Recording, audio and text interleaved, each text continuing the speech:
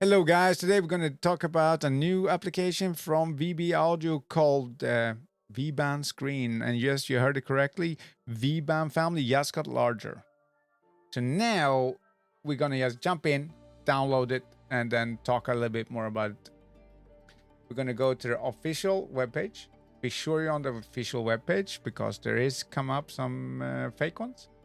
I will put a link down in the description.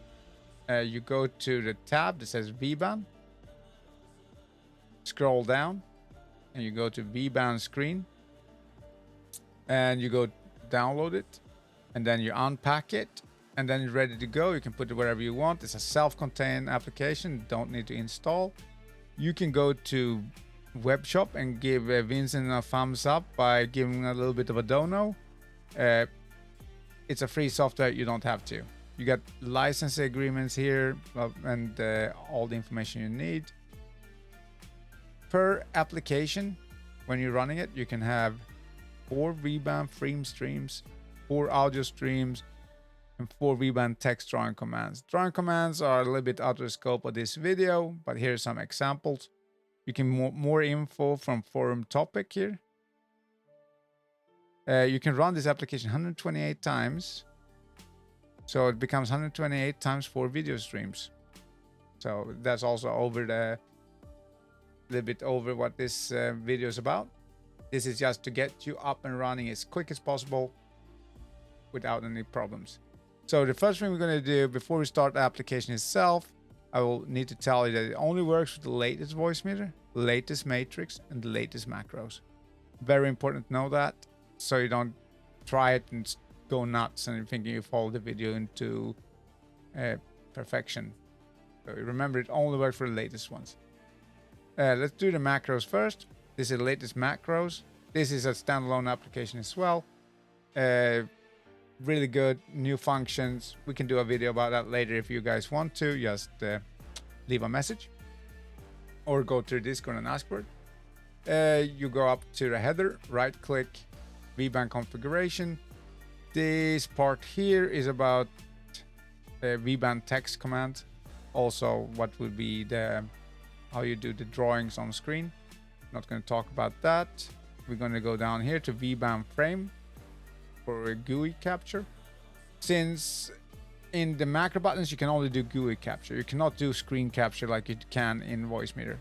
So, and the stream name, the only restriction you have is the stream name needs to be the same as on the receiving application. So the Vban screen, if you wanted to show the GUI, you need to have the same name there as you have on the application. So I'm just using default on this one now. If you're running VoiceMeeter as well at the same time, when I go run it to Vban screen, you're gonna need to change either this on here or in VoiceMeeter. I already changed it in VoiceMeeter. I changed it to 2, so not really complicated. And command is incoming. Also need to be is all about the name. It has to be the same. So this one as well. If you have VoiceMeeter or Matrix, the default in there is the same name. So if you're going to run them at the same time, you're going to need to change one of them at least.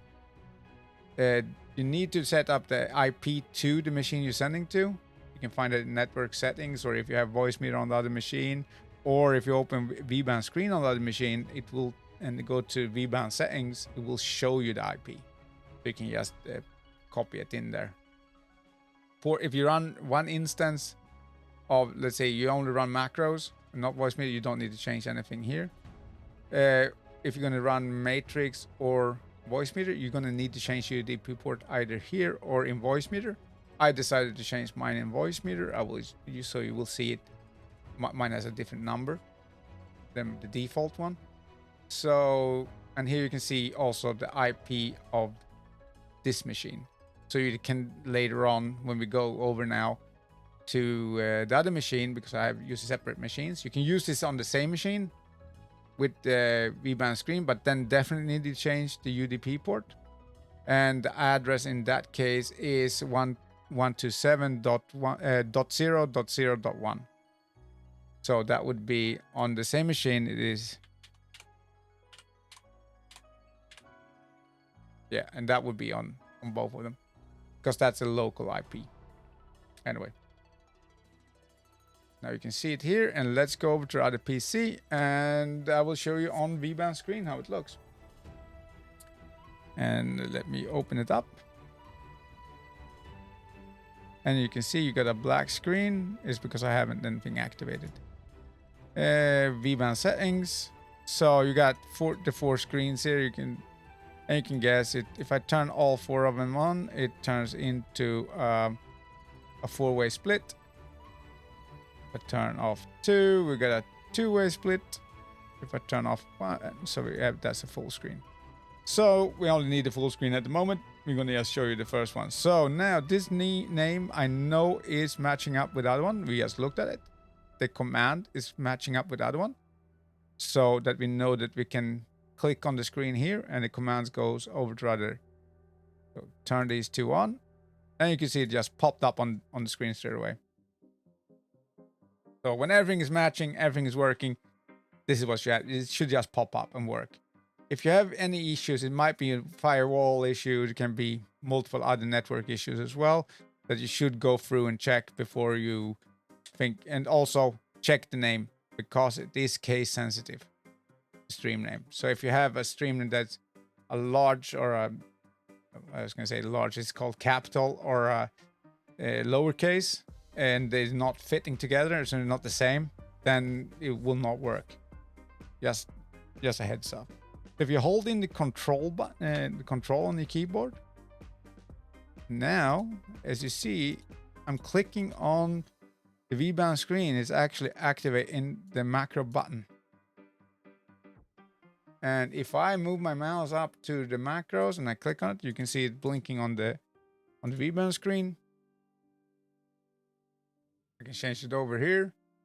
And now I'm clicking on Vban screen and you can see it's reacting. Let's set up VoiceMeeter now. Minimize that. I keep on running because I changed some of my settings. And there we go. Vban is on, and you can see I changed the port to 6981 because otherwise I will get a warning saying that I can't run it properly because of it's a clash. That's the IP from the other machine. And then you can see I changed it from, it originally is command 1. I changed it to command 2.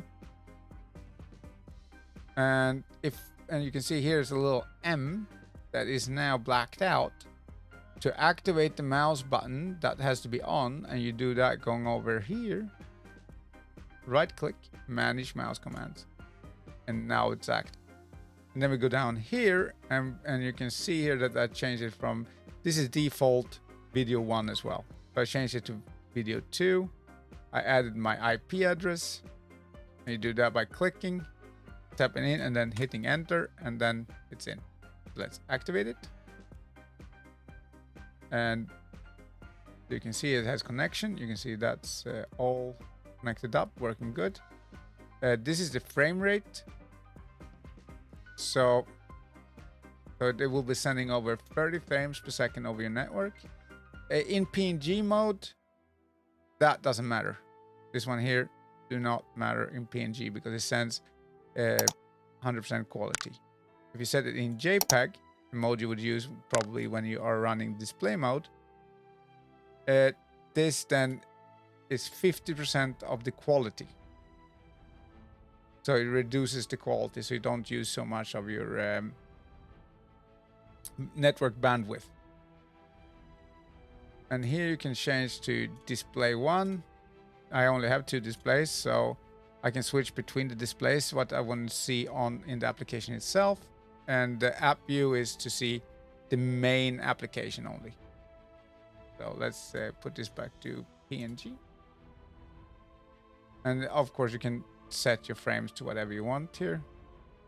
Maximum is 30. This is not a clamp down. So this is a soft target. That means that it's trying to hold the frame, trying to hold the bandwidth down to that on the video stream. But if it needs more, it will use more. So just so you know. I thought it was a hard clamp, but I talked to Vincent and he explained it to me that it's a soft clamp. It tries to push down to keep you from using too much bandwidth, so it won't disturb any audio transmissions. So let's go down to the other PC, and since I activated all this should all already be working. And we are still on that screen, so let's open up Vban settings, and I'm going to turn it off and then turn on second screen here. You can see video coming in, and that's the command out. And you can see on the command out, I changed to port 81, 6981, like I have on my VoiceMeeter. And the reason why I changed it, only needed to change that one, is because these other ones are incoming. So this app has 6980 as an incoming port, and then so the other apps sending to this needs to, on the transmission side, needs to show 80 because it's sending to that port, and this one is sending to 69881 to VoiceMeeter and 6980 to macros. So they don't. So that's like having a separate pin code, you could call it almost. So it knows where to go. Anyway, you can close it completely. And now you can see VoiceMeeter just popped up. It looks good. And here is a really cool feature again. Holding control, I activated the mouse buttons and all that stuff. So I can do movements however I want. And if I change it up here, you can see it as well. Let's change it to display mode. Display 2. And you can see the whole screen. So that's all the functions you actually have. And if I would go up and I click on Vban settings and turn on, and now we can see both macros and the full screen.